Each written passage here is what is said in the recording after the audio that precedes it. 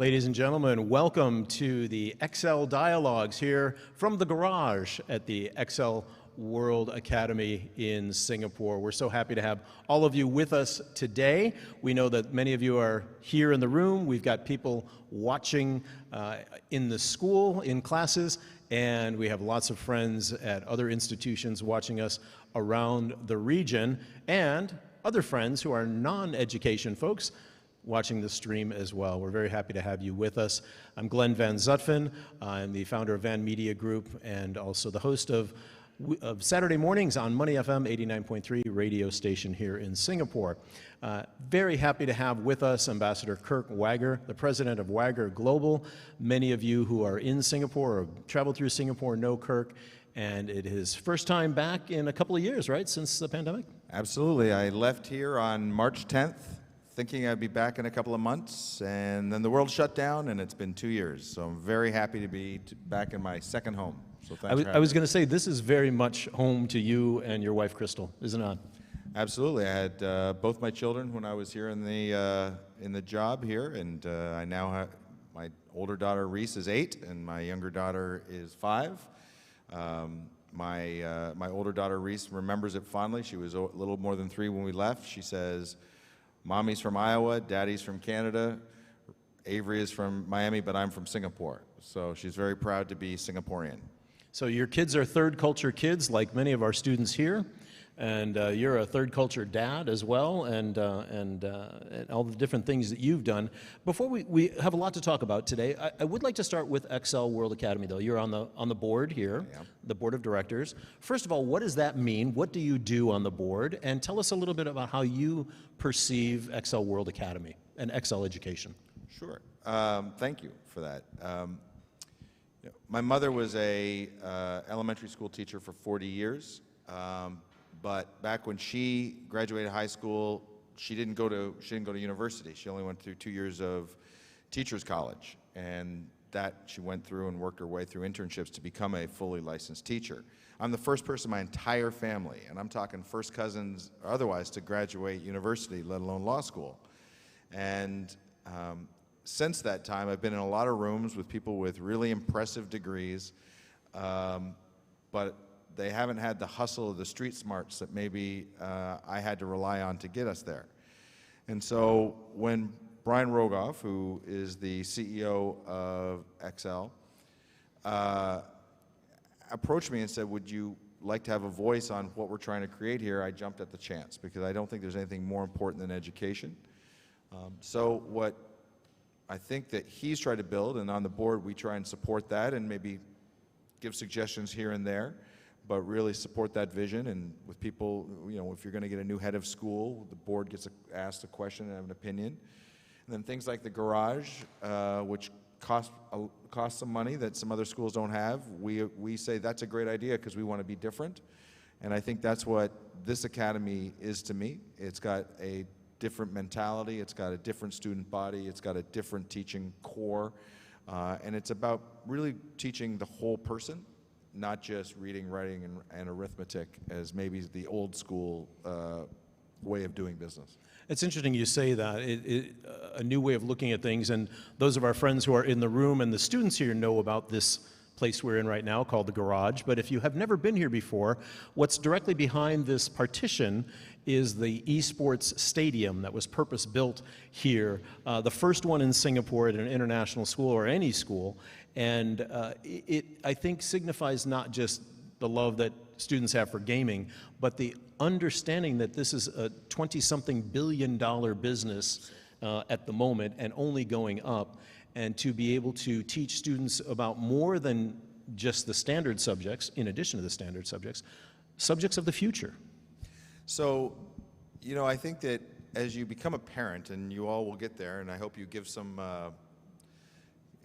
your parents a break, because we all see things through our lens, right? So sports is one of the things that made me different or gave me confidence in school. My son, who's 16, is a phenomenal drummer. And when I say phenomenal, he's actually playing in Europe this summer at a couple of music festivals, which blows my mind at 16. But when he was like 6 and 7 and 8, I was like, "Come on, try basketball." And he's awful. I mean, terrible. And I was like, come on, try soccer. Nope, awful. But he found his way.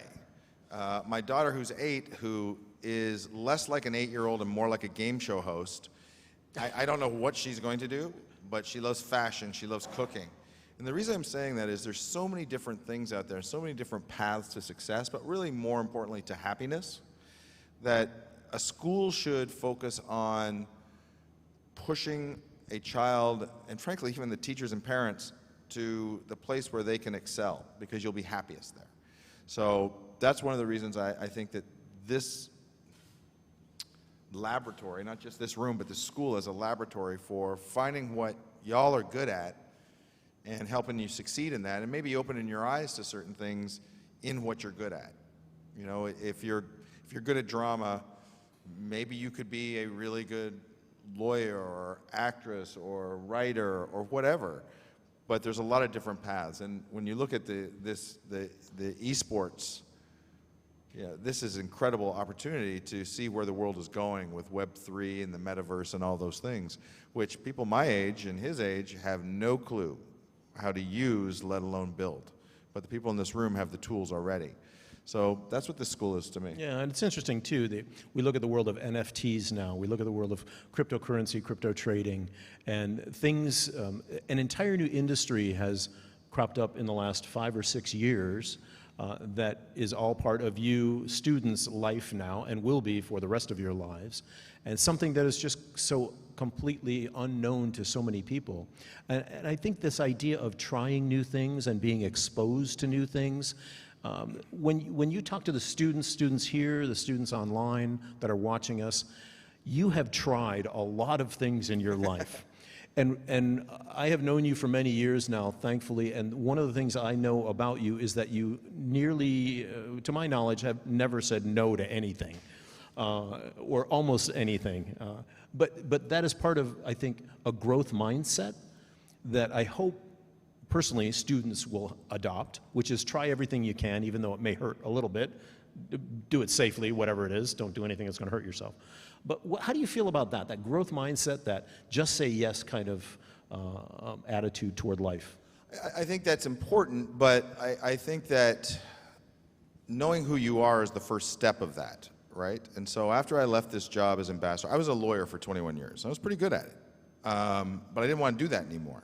Right? I had this opportunity to be U.S. ambassador. I was born in rural Canada, so here I am, an American ambassador, but I have both a Canadian and American passport. So I like to say that I was an immigrant representing the country of immigrants, which I do think is America's special sauce. But after the job here, which was the most humbling and incredible experience of my life, it was like, okay, now what? But I knew what I was good at, and I knew what I wasn't good at. And so when I talk to, lots of people will come at me and they see a former U.S. ambassador, and I know Singapore very well. We were all around. People would come at me and say, "We want you to join our organization." And I say, "What do you want me to do?" And they say, "Well, we'll figure that out later." That's a trap. 100% of the time, that's a trap. Because if they don't know how to use you, then how can you be successful? So as you're trying things, try things that you think that you can add value to. And sometimes it's just a different perspective. Glenn was talking about crypto and blockchain. So the thing that I'm doing most right now is I work with the largest crypto exchange in the world. It's called Binance.com. And Binance is incredible, but it's been around for 5 years. That's it.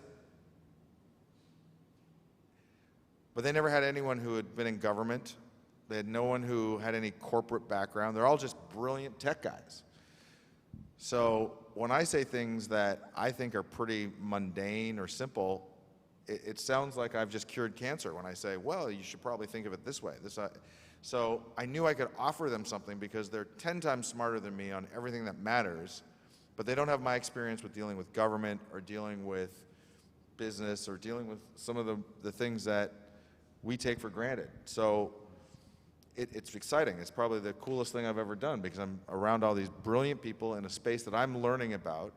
And I think that both of us, and I hope you all will be lifelong learners, right? I hope that you're learning stuff till, you're done, because that's what makes life worthwhile. whether it's finding new music, trying new foods, or jumping out there and trying a new industry. You know, in the last 5 years, the reason why there's Teslas in Singapore is because I helped Tesla on their market entry with being able to bring stuff in. I dealt with Singapore government, which is challenging, but they know me. They wanted Tesla, so that's what I did. I just, I said, okay, talk to this person, you talk to that person. How do we get to yes? I have no special skill, but I know being truthful and hardworking gets you a lot of the way. Well, I think you're being pretty modest by saying you don't have any special skills, but because certainly being a lawyer and having that mindset as well and that education would have surely helped with some of these business deals. Let me tell you something. Anybody who ever goes to law school here, when you're older, you'll realize that there's a few people there, but most people are just like going in that next step, that next step, that next step. There's not people who love what they do, like you love what you do. Or, like doctors love what they do. Not a lot of lawyers love what they do. That's just not happening. Yeah. All right, let's talk about your time as ambassador. So you were here from 2013 to January 2017, appointed by President Obama, and really ushered in a very interesting time in Singapore's history, but also in American history as well, being the U.S. ambassador. First of all, break down for us how you become a U.S. ambassador. What is that process look like, in case somebody out there is thinking, that sounds like an interesting job? Okay. Y'all might be too young to know the movie Forrest Gump, but the Forrest Gump movie is, he just shows up everywhere. Like, he's in all these different circumstances just by happenstance. I am a modern day Forrest Gump. I just kind of happen to be in different places, and it just happens. So I always get the question when I talk to students, how do you become a U.S. ambassador? And I tell everyone who asks me that question, that's the wrong question to ask. The question is, how do you end up being involved in things that as you sit here right now, you can't imagine having that opportunity? And that's very simple. Get involved in things bigger than yourself. Whatever that passion is, if it's the environment, if it's animals, if it's cancer research, if it's a Kiwanis Club, get involved in something that's bigger than yourself. And for me, that was politics. For me, I came to the United States when I was 18 years old. I went to college there. I went to law school there. But I got involved because as an immigrant to the United States, I just loved being in the mix. Canada's a great country. I'm glad I'm from there. I'm glad my mom's there. But every relevant conversation in the world, both good and bad, the United States has a seat at the table. And that's what I wanted. So I started knocking on doors and picking up people from the airport and stuffing envelopes, and ended up working my way up through campaigns to becoming the head guy in Florida for Barack Obama. And he's the first Democrat to win Florida, which is kind of an important state, twice. He's the first one to win Florida twice since Franklin Delano Roosevelt, whose last election was 1946. So that's a long time. So because of that, I got to meet all these fascinating people. I ended up going to birthday parties at the White House. I'd never been in the White House in my life, not even on a tour before Barack Obama won. And then I found myself there on the night that he was inaugurated, the first night that he and Michelle walked in there. I was like, this has got to be a mistake. So what was that like? What was it like to be in the White House? It was bizarre. I mean, I just felt at every moment someone's going to tap me on the shoulder and go, Wagar, this is a complete mistake. You need to leave. But that was incredible. There was about 30 of us there. I mean, I was dating my now wife. Oprah Winfrey walks by and goes, girl, that's a beautiful dress. I was like, I was great. I was cool for like 6 months. I didn't have to buy her like shoes or a bag or nothing. Like, she was like, you took me, and Oprah Winfrey liked my dress. But we ended up like going to wild stuff where we'd be at the president's birthday party or state dinner. But once I got here in this job, my friendships with the people that were in the White House allowed me to really push for things for Singapore. So when I was the ambassador here, for example, Singapore had a state dinner. It was the first one they had had in 31 years. And what's a state dinner? What does that mean? I was about to say. So it's a series of meetings during the day where they sign treaties, they do all kinds of things, educational exchanges, all of those things. And then at the end of the visit, they have a huge dinner in the White House. And Barack Obama did 14 of them. Singapore was the second to last one that he did. And again, it was the first one in 31 years, and the first one where the Prime Minister's name was not Lee Kuan Yew. And so DC really got to learn about the relationship and how important Singapore was to America and this region. I think Singaporeans had a great sense of pride when they saw all the news coverage of Singaporean flags all through Washington, D.C., the huge arrival ceremony on the lawn of the White House with not just the President, the First Lady, and Prime Minister Lee and his wife, but also all members of the cabinet. So it was pretty cool. But that only happened because, number one, I was a pest, but number two, I had a relationship with people who I'd been on campaigns with. And by the way, everyone sees the Barack Obama campaign because we won, but I lost a bunch before that.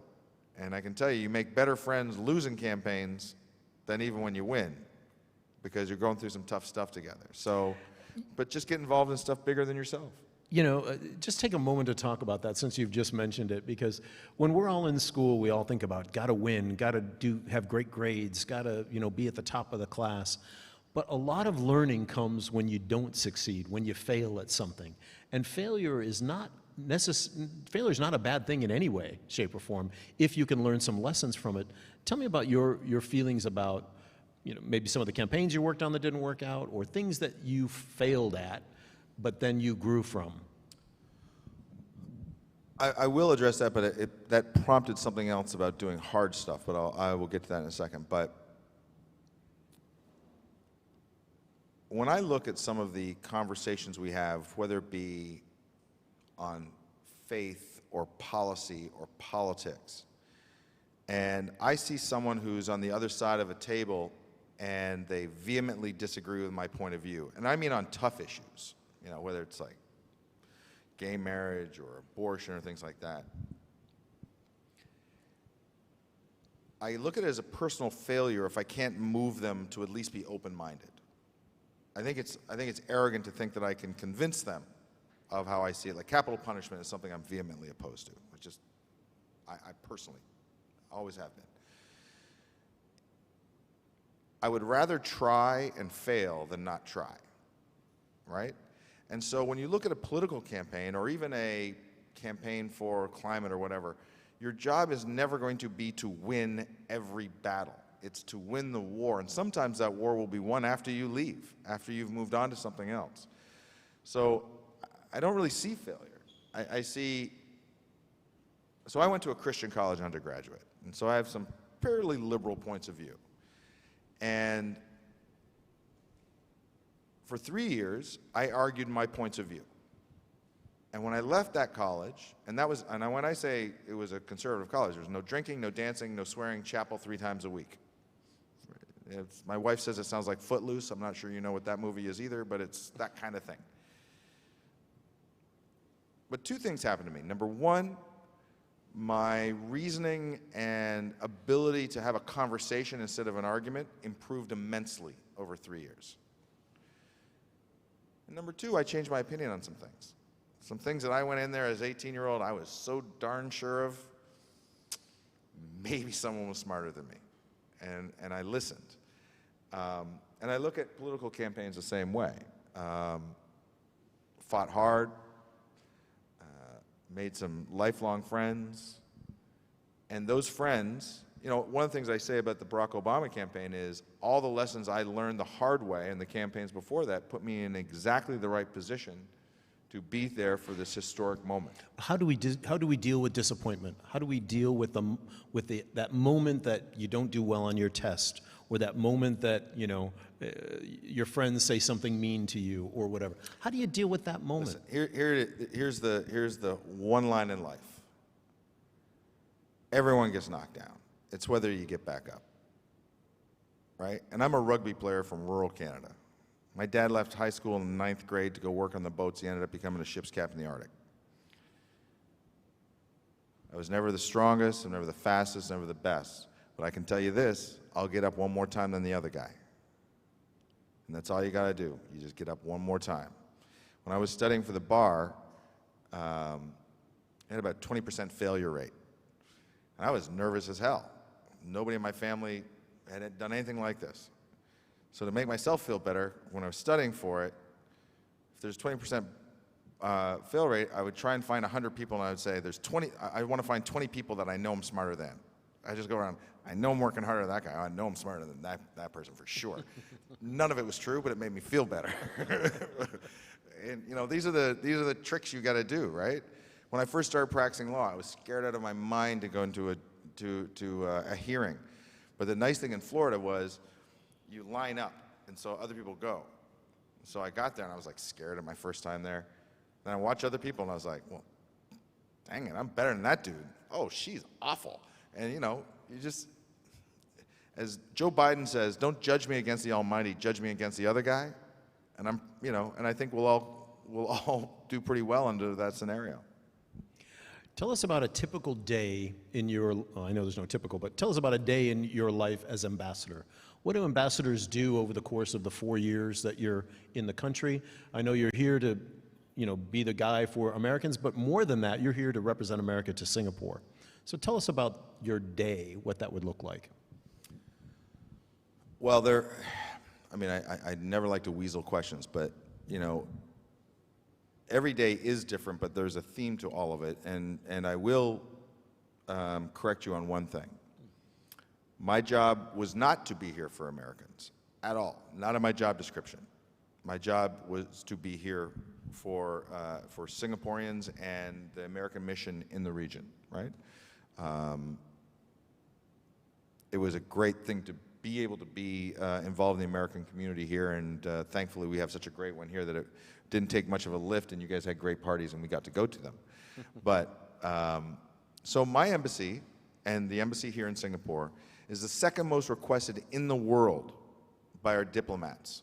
So the people that work in that building over in Napier Road, most of them have had to work in Iraq or Afghanistan or Pakistan or like a hard country to get here, because this is such a great place to live, number one.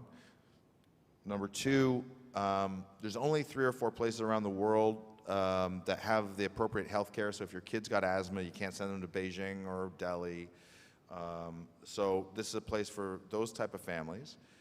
And then 40% of the embassy has regional responsibility, so they're doing cool stuff all over.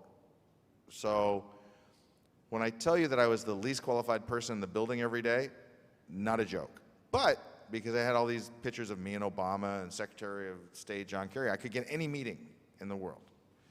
And then this is something I think is important. The two most important characteristics that you all can have is confidence and humility. I tell my son that if you put on a spectrum, I said, when I came to this job, I knew this much. Now I know this much. So my ego right in here is massive. Like if you're in there, I'm going to tell you what I think. But I don't know anything over here or over here, right? And so I used to tell my staff at the embassy, whether we're talking about a port issue or trade or a military issue, listen, man, this is what you've been doing for 20 years. I've been in this job, 8 months at the time. I can get any meeting you want. You just prepare me and I'll say whatever, but I said, and here's the key. If I'm in a meeting, whether it's the Prime Minister or Minister of Defense, and I say something that's not right, correct me on the spot. Telling me back in the car on the way back to the embassy doesn't do me any favors, doesn't do America any favors. And I said, my ego's fine. I don't need to be an expert on some energy policy. No one expects that. What I am expected to be is a leader and to find the best person in the room to have this conversation about a topic. And in this world, 90% of the time, that's not going to be Kirk Wagar. And so that's what I think is important, that you have to have humility of knowing what you don't know. If you can get to that point, you will be in a small minority of people. When you look at this region, not just Singapore, but Southeast Asia and the greater ASEAN region, what do you think about the opportunities here? I know you were very strong on it when you lived here and worked here. and you continue to be. But where do you see the big opportunities for this part of the world? Well, that's getting back to the thing that jogged my mind that I forgot to say. I happen to believe that the global economy is going to be driven by South and Southeast Asia for the next 25 years. 100% of the time. How many people in the room here are Singaporean? Okay, we got a few. Got a few. So if I had one shocking thing to happen to me when I got here, it was finding out how few Singaporeans were willing to move to Bangkok, Jakarta, Ho Chi Minh, or KL for work. They'll move to London. They'll move to San Francisco. They'll move to New York. But if, as I believe, this region is going to be important, then you got to get your hands dirty. You got to learn about how the different cultures in this region work and think. And if you do that, if you're in the most dynamic region, you have an unfair advantage over someone coming from London or even Japan or certainly France, because you understand the different cultures, right? One of the reasons I think America has an unfair advantage right now in a global economy is because we have so many people from around the world, immigrants like me, right? And so it doesn't matter if we're doing business in Poland or Colombia or Vietnam, chances are there's someone who understands that culture, has a familiar relationship there. It gives us an unfair advantage. You all, by living and learning and soon to be working in this region, also have that unfair advantage. And I think you should take full opportunity of it. There's just so many opportunities out here, but if you're going to move your way up, then you've got to know the difference between how Taiwan thinks and India thinks, because they're both going to be relevant. And you have that ability. And I think that this is a pretty good start. I'd like to take this time for anybody in the room. Anybody have a question for Ambassador Wagar? Anybody? One in the back, okay? I think we have a microphone coming to you. And students as well. Think of something you'd like to ask about. Hi, Kirk. I'm just curious about your time at Binance. Crypto is obviously very modern and only the last 5 years or so, as you say. What's your view, being so close to it, what's your view on the future of crypto? It's had a roller coaster ride of nothing for a period of time, skyrocket, and then a bumpy ride from there. What's the inside goss? Well, I think that's a great question, Tony. And the answer is I don't think we know yet. I think we know the technology of blockchain is transformational. In the U.S. right now, the numbers are between 15 and 20% of the entire population has some exposure to cryptocurrency of some kind, which is a shockingly high number to me. But it's really, my role in it is, if, as I think it is, the most dynamic asset class to come into existence in the last 100 years. However, it came into existence under the assumption that its value was because it could go around government. Well, those of us who have been in government knew that wasn't going to happen for very long. So now part of my role is to make sure that Binance particularly does all the things they need to do to be compliant with governments as this technology now evolves. So there's certain things that are already going. NFTs, I mean, like art, some of it's good, some of it's bad, but the marketplace will set its own market. But gaming and things like that, creating your own content and getting paid for on Web3, that's something that these young folks will actually be part of. What we don't know yet is, what does mass adoption look like?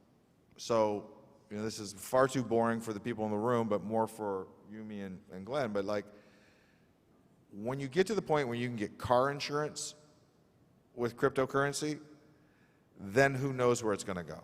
Because it will be more secure and it will be cheaper. If you do blockchain on credit cards, what now costs 2.5% to use a MasterCard or 4 or 5% on an Amex goes away. And as I look at Ukraine right now, for example, if you're able to get aid to people that need it, whether they be in Africa or Myanmar or Ukraine, and bypass the corruption that we know exists, then society is better as a whole. So that's where I'm at. Could I just have a follow-on question? I don't want to get into the politics of the Ukraine, what's happening up there at the moment, but obviously the Russian situation is they've had their international finance disrupted through the elimination of the SWIFT platform. Have you heard anything at all about a major switch towards crypto as a result of that from Russia trying to get their money out and to pay bills? No. The answer is there's lots of commentary on that over the last week, as you can imagine, and the reality is just as you can't evade sanctions with an Amex, you can't do it with a crypto account either. I mean, if you're sanctioned, you're sanctioned. At the same point, all the crypto exchanges that I've seen have the same view that cutting off access from people who legitimately aren't supporting this action by Russia, and it is outside of their ability to get, the government that is, would be the wrong thing to do philosophically and logically. Other questions? Any questions from the students? Anybody? Yeah? Can we have the microphone up here, please? Yeah, so I'm wondering, did you choose to like get posted to Singapore, or did you like, or were you like assigned there? And why ambassador specifically? Why didn't you just like stay in the States or like become a senator or something? Well, senator's elected, and I doubt that I could be elected for anything, frankly, to be honest with you. Although friends of mine were pretty shocked that I got confirmed by the Senate for this job as well. But I was a Model UN kid, right? And I always wanted to be involved in things that I hadn't been involved in before, right? So when I was your age, I was protesting apartheid at the South African Embassy in Ottawa. And so I always wanted to be involved in something like that. So the international stuff was really exciting to me. And you can't really tell the President of the United States where you'll go or not go. However, I did put some parameters on where I was willing to go. And so what I told President Obama was I didn't want to go to Europe because I didn't understand what a bilateral ambassador did in the context of the EU and NATO. I didn't want to go to like the Bahamas or Belize because at the time I was 43 years old. I don't golf. I had a pretty good life in Miami. I wanted to go someplace that was important for him, but more importantly, important for the future of our country. And so he gave us a couple of options, my wife and I, and we said that one wasn't really for us, and we said we'd go to a couple of different places. He thought this was the right fit for us, and I feel really, really lucky that he did. I was really lucky because I was the only political appointee in all of Southeast Asia. So all the other ambassadors in Thailand, Malaysia, Indonesia, they're all career diplomats. Phenomenal, incredibly educated, a lot of experience. But when you're a political appointee, you get the job because you're close to the president, which means there's nobody who can fire you except for the president. So my staff, for example, I would tell them, I said, listen, if you convince me it's a good idea, then we're going to do it. And if someone's got to take the heat, I'm done in another year and a half anyway, so whatever. If it's the right thing to do, it's the right thing to do.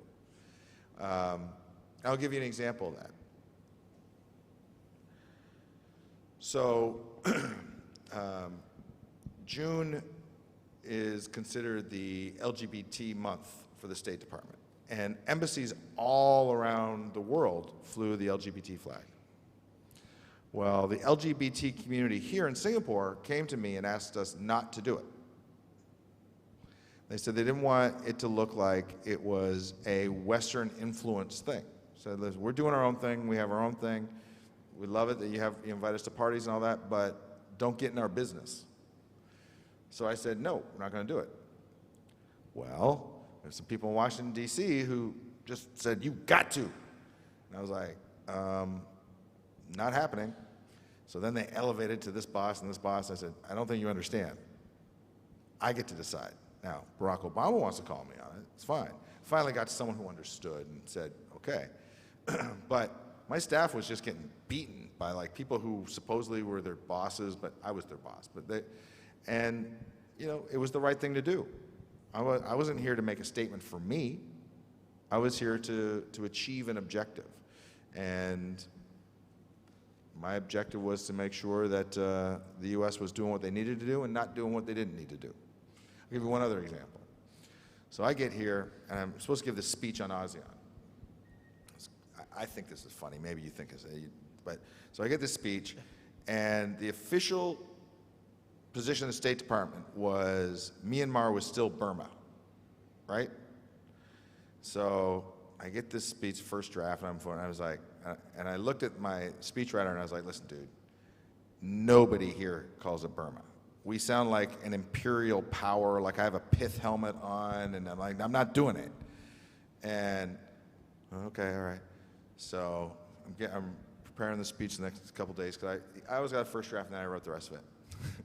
And then this guy comes in like the next day and goes, good news, Ambassador.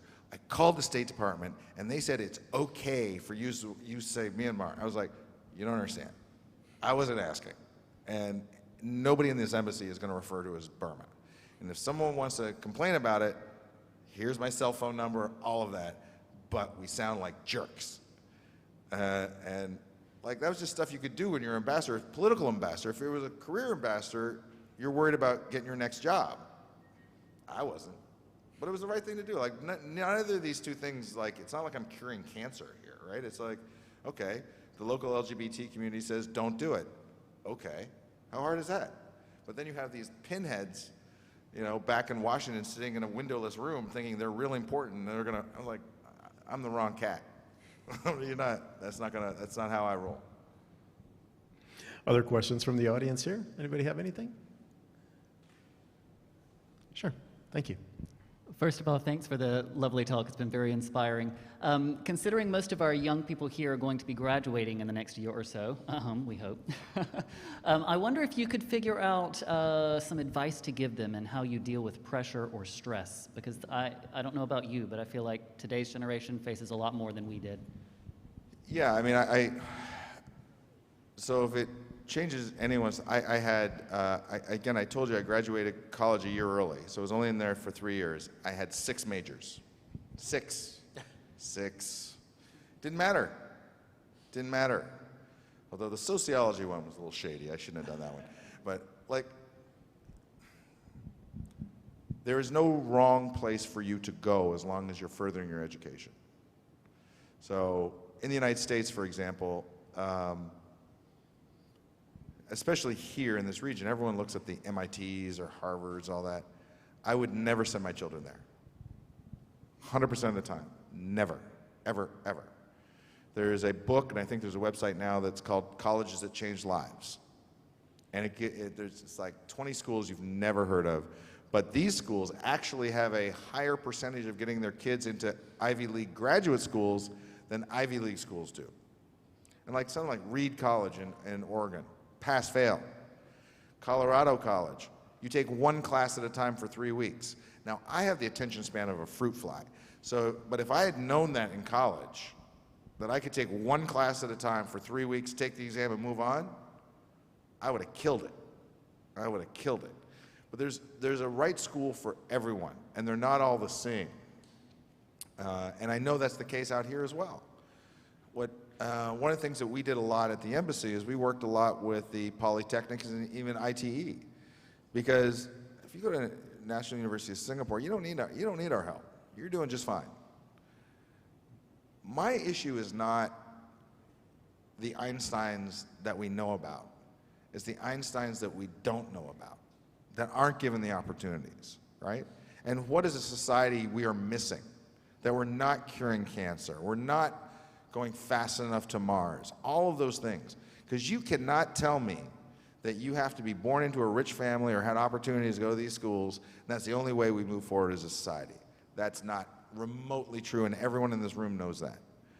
The question is, how do you find that way, right? Maybe you go to Canada for college. Maybe you go to Australia for college. Maybe you go to Indonesia for college. But wherever you go, you are going to add to yourselves and give yourselves even more. You're going to widen your aperture of the things you can be involved in. You're going to make yourself smarter. You might not be in school. You might have teachers that just stink. But because someone sits to the left of you and your right of you, you're going to learn something culturally. You're going to learn something about yourself.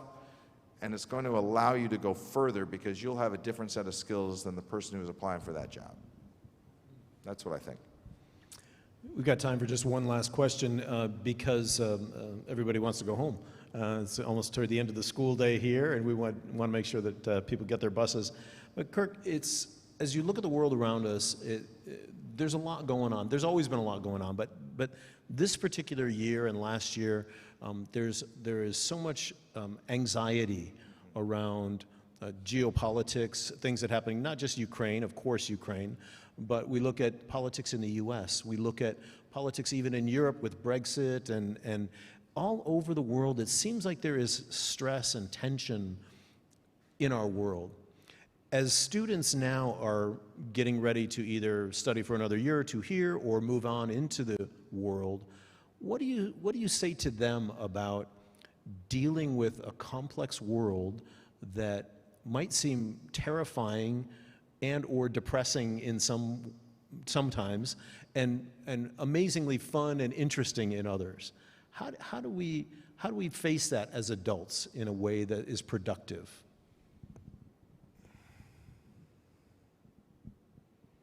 People in this room and people of your age bracket, like literally that 4-year window of who's in high school now, are going to come out of this with either the most important skill that you need to have in the world as we're going into, which is being adaptive, or you're going to take the wrong lessons from the last couple of years, which is government can screw up, adults don't know anything, which is there's a lot of truth to that.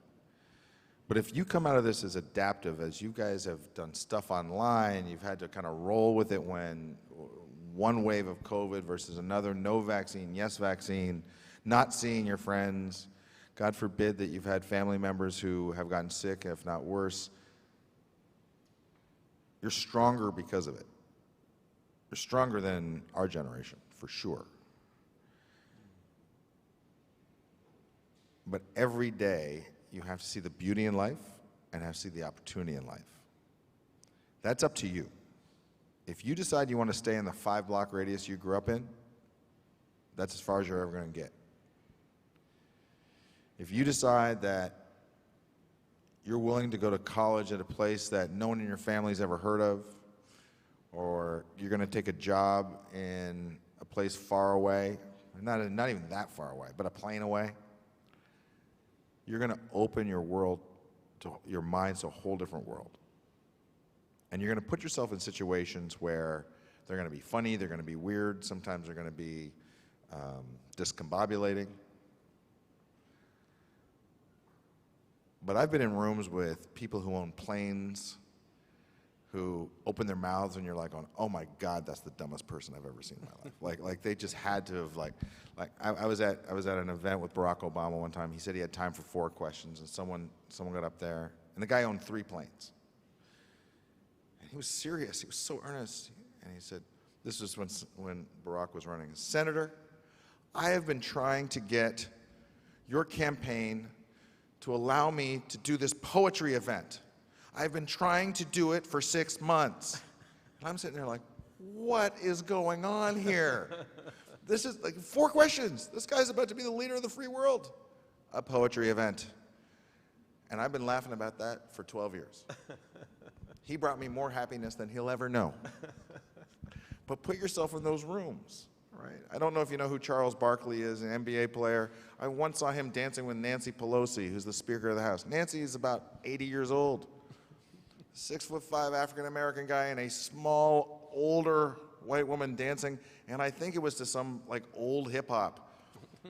It's burned in my brain in not a good way. But it makes me smile, and I was like, that was the craziest thing I've ever seen. It's not always about monetary success or what. it's been in weird situations. As I said to you at the start, when you're sitting here right now, you're like going, I couldn't have even imagined it.